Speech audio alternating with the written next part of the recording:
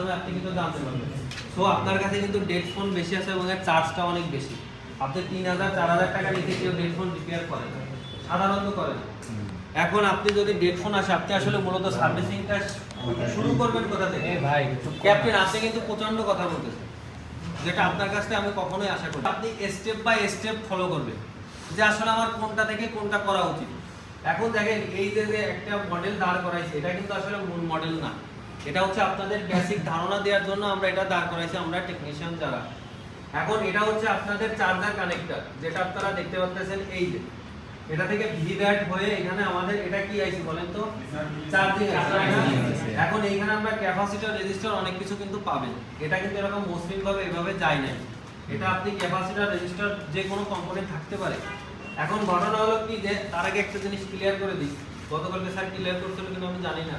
অনেকের প্রশ্ন আছে যে স্যার আমার ফোন বন্ধ, কিন্তু আমি চার্জার কানেক্ট করলে আমার চার্জার একটা লোগো শো করে কিনা।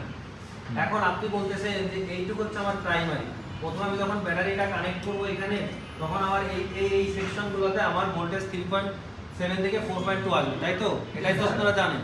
কিন্তু আমার লোগোটা আসলো কি করে? লোগোটা আসতে গেলে তো এই সিপিইউ লাগবে, এই এনসিও লাগবে, আমার পাওয়ার আইসিও লাগবে, তিনটাই লাগবে, স্বাভাবিক না?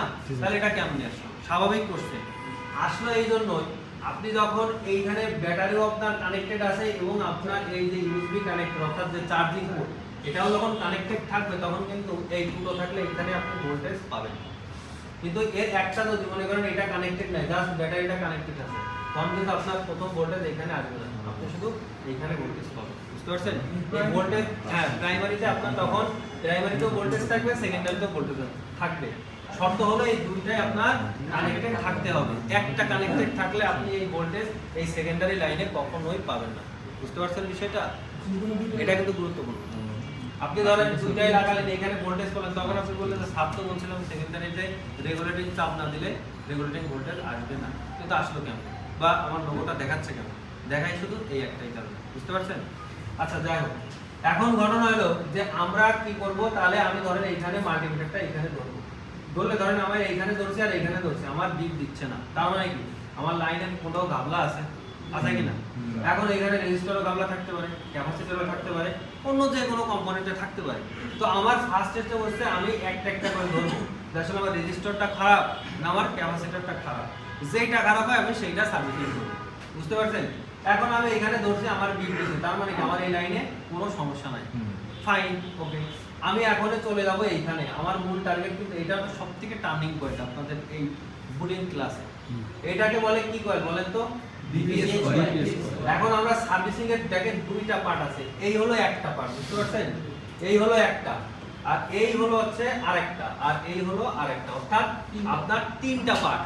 তো আপনি দেখলেন যে আমার এই পর্যন্ত ক্লিয়ার, কোনো সমস্যা নাই।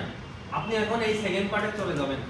সেকেন্ড পার্টে যখন যাবেন, তখন আপনি এই যে কয়েলটা আছে না, এই কয়েলটা উঠাবেন। এই কয়েলটা কিন্তু ভালো, মনে করেন ধরে নিলাম ভালো, আমি কয়েলটা না বিপিএস কয়েল, হ্যাঁ, আপনি কয়েলটা সুন্দর করে উঠায় আপনি একটা সেফ জোনে রাখবেন যাতে না হারায়। এখন এইখানে যদি কয়েলটা ওঠান, এটা কি লাইনে আছে বলেন তো? সিরিজ লাইনে আছে। এখন সিরিজ লাইনে যদি ওঠাই, তাহলে আমি এইখানে একটা পয়েন্ট পাবো না এরকম? আমি এইখানে একটা টার্মিনাল, এইখানে একটা টার্মিনাল পাবো কিনা? তাহলে পার্টিশন দুইটা হলো না, এই পাশে একটা, এই পাশে একটা। এখন আমি মাল্টিমিটার ধরবো। মাল্টিমিটার ধরার আগে আমার এখানে কিছু একটা জিনিস জানা লাগবে। আমি যখন ব্যাটারি কানেক্টটা করি এখানে, হ্যাঁ, তো এখান থেকে ভোল্টেজ আপনার 3.7 থেকে 4.2, এই ভোল্টেজটা কিন্তু এই লাইন বরাবর আসে, ঠিক আছে? এখানে একটা গুরুত্বপূর্ণ নোট করে নেবেন, এই যে light section, graphics, 4GP, LDO, audio, এখানে ওয়াইফাই হবে, হ্যাঁ, 2GPI, APTIC। এখন এইখানে আপনার কিন্তু এরকম খালি থাকে না, এখানে ক্যাপাসিটর, রেজিস্টর থাকতে পারে। সবসময় মনে রাখবেন ভোল্টেজ ইন এবং ভোল্টেজ আউট, এই দুইটা ক্ষেত্রে অবশ্যই ক্যাপাসিটর থাকবে। কেন থাকবে? আপনার ভোল্টেজকে মসৃণ করার জন্য, যাতে কখনো ভোল্টেজ ড্রপ আউট না হয়। ধরুন আপনি পাবজি খেলতেছেন, তখন তো হাই অ্যাম্পিয়ার ঢুকবে না প্রচুর, তখন কি কারেন্ট খাবে, তখন আপনি যখন খেলতেছেন, তখন ওই পাবজিকে স্মুথ প্রসেস করার জন্য, যাতে কখনোই ভোল্টেজটা ড্রপ আউট না হয়, কোনোটা কমে না যায়, তখন কিছু চার্জ ন্যানো সেকেন্ডের জন্য ধরে রাখে। এই জন্য ভোল্টেজ ইন এবং ইলেকট্রনিক্সের সূত্র এটাই বলে, ভোল্টেজ ইন এবং আউট এই দুইটা ক্ষেত্রে আপনার ক্যাপাসিটর থাকবে। এখন থাকবে, ভোল্টেজ ইনও থাকবে, আউটও থাকবে, ঠিক আছে? এখন ঘটনা ধরেন যে এইখানে আপনার কোনো ক্যাপাসিটর আছে, এইখানে তো অবশ্যই কোনো মানে কি থাকবেই, প্রত্যেক জায়গায় আপনার এখানে কিন্তু ক্যাপাসিটর থাকবে প্রত্যেকটা জায়গায়। এখন ধরেন সামাও কোনো কারণে ক্যাপাসিটরটা গ্রাউন্ডের সাথে শর্ট হয়ে গেল, এখন আপনি মাল্টিমিটার ধরছেন, এইখানে ধরলে বিপ দিচ্ছে, মনে করেন যে এইখানে দিচ্ছে, হ্যাঁ তো একটা বিপ না, এখানে ধরলে বিপ দিচ্ছে না, তো আপনি ধরেন যে এবার মাল্টিমিটার এখানে ধরলেন, ধরে দুই পাশে ধরলেন, দেখা যাচ্ছে বিপ দিচ্ছে। যদি ক্যাপাসিটরের দুই প্রান্তে বিপ দেয় তাহলে সেটা ভালো না খারাপ? খারাপ না? 100% হ্যাঁ, এক প্রান্ত দিলে ভালো। এখন আপনি যখনই এটা ধরলেন বিপ দেয়, এটা ধরলেন বিপ দেয়, সবগুলো বিপ দেয়, তাহলে কি আপনার সবগুলো ক্যাপাসিটর খারাপ? না, সবগুলো কিন্তু খারাপ না, এটা মাথায় রাখবেন। এমনও টেকনিশিয়ান দেখা গেছে যে ক্যাপাসিটর খুলতে খুলতে বোর্ডে কোনো ক্যাপাসিটরই নেই, শেষ সব তো খারাপ না, ক্যাপাসিটর খারাপ হচ্ছে একটা, কিন্তু এর জন্য আপনার সমস্ত জায়গায় কিন্তু বিপ দিবে। তখন আপনার কি হ্যাঁ, কারণ বিষয়টা হচ্ছে আপনার শর্ট হয় কিন্তু একটা, বুঝতে পারছেন না? এটা একটা ভুল কথা। শর্ট হয় হলো প্যারালালে, সিরিজে তো শর্ট হলে তো লাইন হয়ে যায়, ওপেন হয়ে যায়, বুঝতে পারছেন? ক্যাপাসিটর কখনো সিরিজে থাকে না, তো প্যারালাল থাকে, সিরিজে থাকে সেটা অপশনাল, খুব কম, কিন্তু ম্যাক্সিমাম তো প্যারালাল থাকে। প্যারালালে তো শর্ট হয়, আর শর্ট কখন হয়? গ্রাউন্ডের সাথে যখন অ্যাডজাস্ট হয়, বুঝতে পারছেন? তো তখন আগে সব মনে করেন শর্ট দেখাচ্ছে, কিন্তু আসলে সব শর্ট হয় না, হয়তো একটা না দুটো, ঠিক আছে? কারণ কি দেখেন, এই সব কিন্তু সিরিজ, যেটা আপনি বলছিলেন যে সিরিজ, দেখেন ক্যাপাসিটর প্যারালাল আছে, শর্ট হলে তার গ্রাউন্ডের সাথে অ্যাড হয়ে গেল। ধরেন আমার এই ক্যাপাসিটরটা গ্রাউন্ডের সাথে অ্যাড হয়ে গেছে, হয়ে গিয়ে কিন্তু গ্রাউন্ড পেয়ে গেছে। এখন দেখেন এই লাইনটা সবার সাথে কানেক্টেড না, দেখেন এর সাথেও কানেক্টেড, এগুলো তো সব সিরিজ।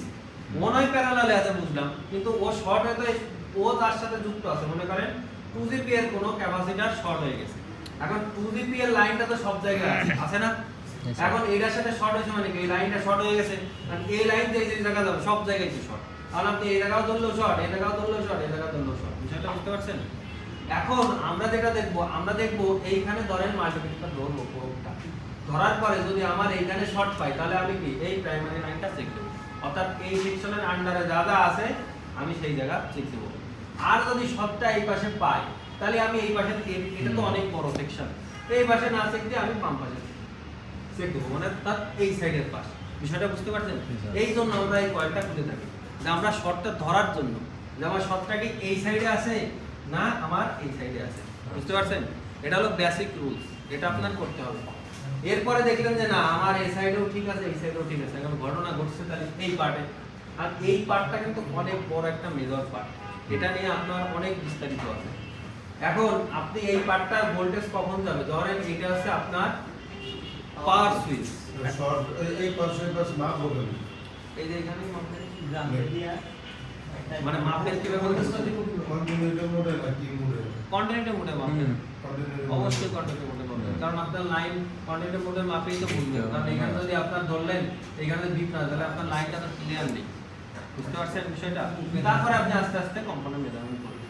এরপরে যে ভোল্টেজটা এখানে আপনারা পান, এটা অন করার পরে কথা বলি না, যে দুটো ডট বের করছেন কয়েল তোলার পরে, হ্যাঁ যে কয়েল তো ওদিকে পুরো কি মোডে রেখে মাপ, এটা কন্টিনিউটি মোডে মাপবেন, বাজার মোড যেটাকে বলে, বাজার মোডে তো মানে দুই সাইডে পজিটিভটা লাগাবো, বলে যে পাশে বিট দিলে বাম পাশে বিট দিলে বাম পাশে প্রবলেম, হ্যাঁ যে পাশে প্রবলেম সেই পাশে ফুল শর্ট থাকে তাহলে বিট দিবে, পজিটিভটা যদি জিআর থাকে 150 এর উপরে জিআর বিট দিবে না।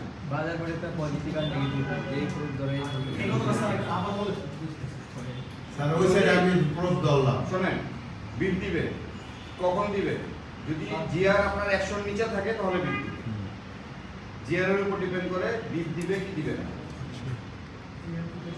আপনি ডার্ক মোডেও যদি আপনি মাপেন দেখবেন 100 এর নিচে যদি দেখায় ওটা মাইকা দেখবেন যে বিট মোডে মাইকা দেখবেন জিআর বিট দিবে, আর যদি 100 এর উপরে থাকে জিআর কখনো বিট দেয় না, কিন্তু ওইটাও তো শর্ট, ঠিক না?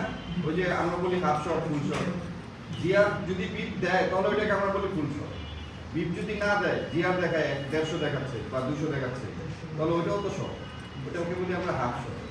এখন এখানে আপনি যখন মাপবেন বাজার মোডে দিয়ে মাপেন যদি ফুল শর্ট থাকে, আর যদি আপনার হাফ শর্ট থাকে তাহলে বাজার মোডে দিয়ে আপনি বুঝতে পারবেন না। আপনার কি করতে হবে, ডায়োডে নিয়ে জিআর মাপতে হবে, জিআর তো আমরা রেফারেন্স জিআর বলেই দিচ্ছি 300 এর নিচে থাকলে করবেন, মানে ওই জায়গার মধ্যে হ্যাঁ দুই পার্ট, আপনি দুই মোডে মাপতে পারবেন, দুই মোডেই মাপতে পারবেন, যদি ফুল শর্ট থাকে জিআরই মাপবেন, শর্টকাট রাস্তা, ঠিক আছে? শেষ